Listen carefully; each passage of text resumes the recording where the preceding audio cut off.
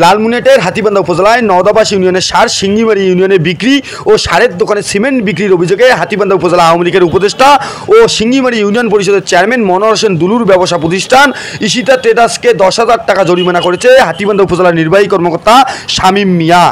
আজ মঙ্গলবার দুপুরে এই অভিযান পরিচালনা করেন।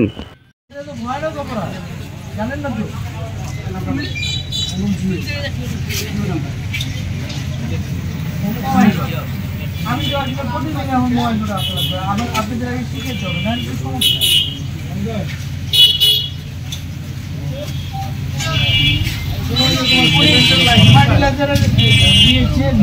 নৌদাবাস এখানে নৌদাবাস কেন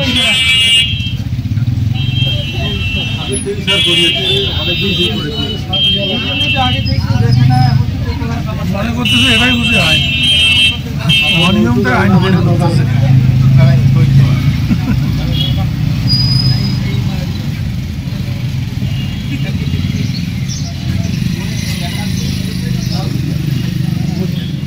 আপনি যদি যে সার্চে ছড়াইছেন এর জন্য বললে আপনার গ্রেফতার করা লাগে এখন ওই ধারে করব না গ্রেফতার করে হচ্ছে শাসন